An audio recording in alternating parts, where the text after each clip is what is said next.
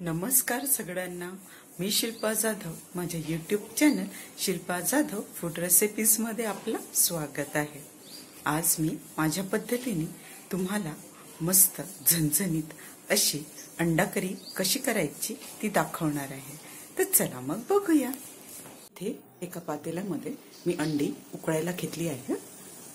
आधी हे अंडी आपण व्यवस्थित उकळून घेऊ. उकडताना याच्यामध्ये थोडं मीठ टाका. आता याला व्यवस्थित उकळून घेऊया.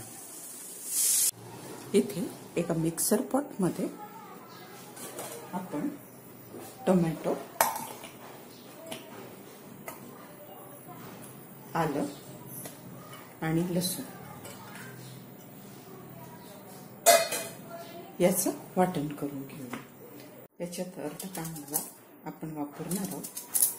कांदा जास्त वापरायचा नाही, कारण की त्याच्याने भाजी गोड होते, म्हणून कांदा कमी वापरायचा. याची आपण बारीक पेस्ट करून घेऊ. ही आपली पेस्ट रेडी आहे. आता इथे आपले अंडे व्यवस्थित उकडून घेतले आहेत. आता यांना आपण सोलून घेऊया.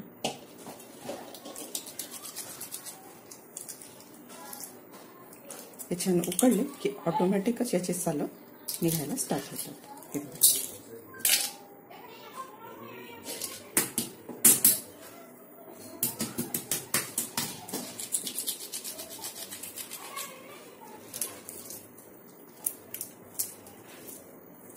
या पद्धतीने आपण सगळे अंडे सोलून घेऊया.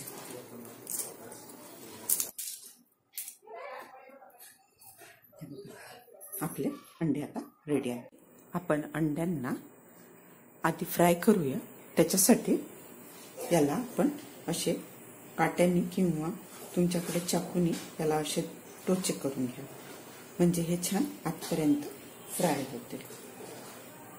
जास्त जोराने नाही करायचे, फक्त याला थोडी आतपर्यंत जाईल एवढं याला टोचे करून घ्यायचे. कसे काडीने करू शकता तुम्ही, किंवा मग आपल्याकडे चाकू असेल त्याच्याने केलं तरी चालेल.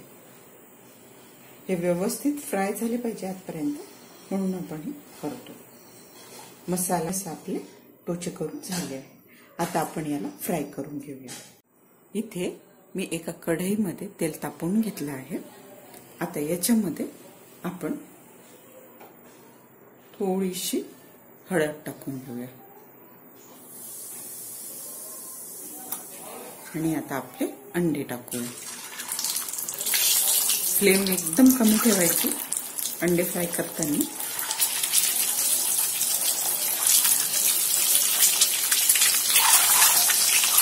त्याला छान आता थोडी फ्राय करून घेणार आहे. मी जास्त खडे मसाले वापरत नाही. आपली सिंपल, लवकर होईल आणि एकदम सिंपल त्या पद्धतीने मी एक करी करणार आहे. आता हे अंडे व्यवस्थित फ्राय झाले आहे. आपण यांना काढून घेऊया. बघा कसे छान फ्राय झाले.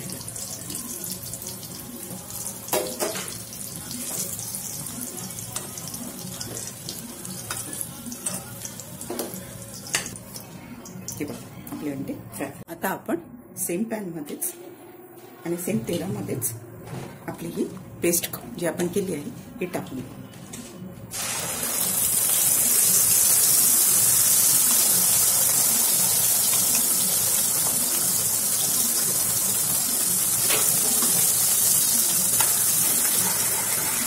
याला आता छान आपण मसाला व्यवस्थित शिजवून घेऊया. एकदम सिंपल वेने आपण हे पटकन होणारी एक करी करणार आहोत. तुम्हाला किती लोकांसाठी करायचं आहे त्यानुसार तुम्ही प्रमाण घेऊ शकता. इथे बघा आपला मसाला व्यवस्थित शिजला आहे. हे बघा, याला हा क्वांटिटीला किती जास्त होता, आता हा कमी झाला आहे. आणि याला हा तेल पण सोडत आहे, म्हणजे आपला मसाला व्यवस्थित आता एकजीव झाला आहे. मसाला शिजणे हे सगळ्यात महत्त्वाचं असतं कोणत्याही पदार्थामध्ये. चव आणण्यासाठी. तर आता हा मसाला छान व्यवस्थित शिजला. आता आपण याच्यामध्ये आपले सुखे मसाले टाकून घेऊया.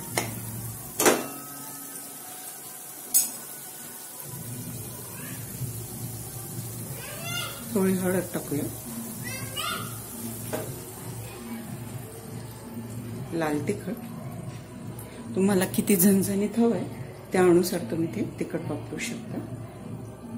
आणि हे काश्मीरी लाल मिरची आहे, ही तिखट नाहीये, फक्त याने रंग भाजीला खूप छान येतो म्हणून ही वापरते. आणि हा थोडा गरम मसाला घरी केलेला, एकदम कमी वापरायचा. याला छान एकजीव करून घेऊया.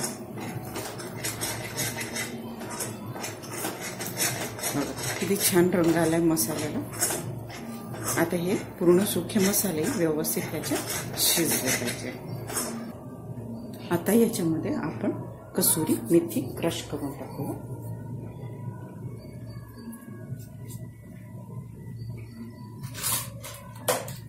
आणि चिकन मसाला तुम्ही कोणत्याही याचा वापरू शकता. मी हा एव्हरेस्ट चिकन मसाला वापरत आहे. खूप छान टेस्ट येते याच्याने. एकदम चिकनची भाजी आपण खातो तसं वाटेल तुम्हाला. बाकी कोणताच मसाला आपण वापरला नाही, फक्त हा एक चिकनचा मसाला आपण वापरायचा. आणि हाच महत्वाचा मसाला आहे. भाजीला खूप छान फ्लेवर येतो याच्याने.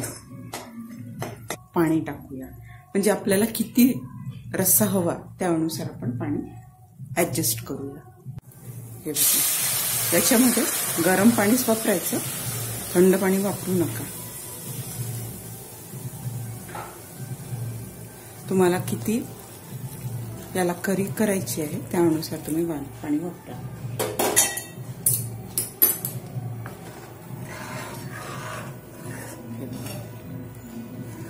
एकदम मस्त कलर आणि स्वाद दोन्ही एकदम भन्नाट लागतं बरं. हे असं मस्त पावसाळ्यात गरमागरम अंडा करी, अरे वा वा वा, एकदम मजा येऊन जाते. अशी गरमागरम भाजी खाल्ली की.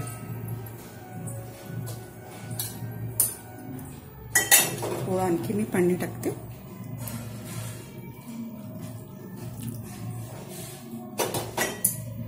आता याच्यामध्ये आपण चवीनुसार मीठ पण टाकून घेऊया.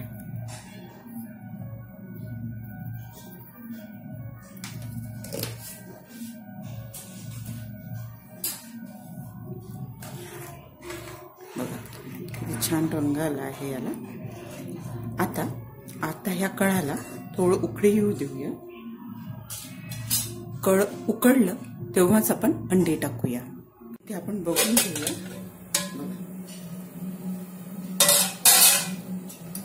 किती मस्त कळ उकळी येऊन गेली आहे रश्श्याला. आपली अंडी टाकून घेऊया.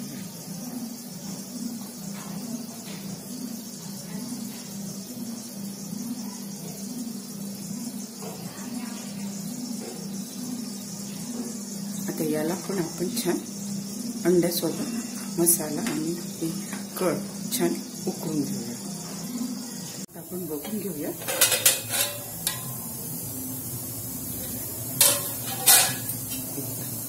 मस्त तर्रीदार आपली एक करी रेडी आहे. बघा कसं छान तवंग आला आहे.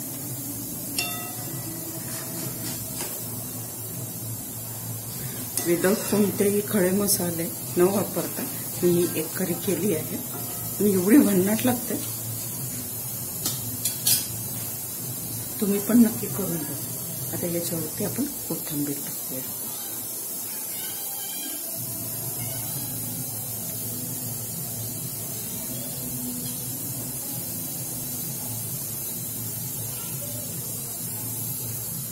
एक करी पूर्णपणे रेडी आहे. त्याला आपण गॅस बंद करू. तुम्ही माझ्या पद्धतीने ही एक करी करून बघा. रेसिपी आवडल्यास लाईक, शेअर, कमेंट आणि सबस्क्राईब करा.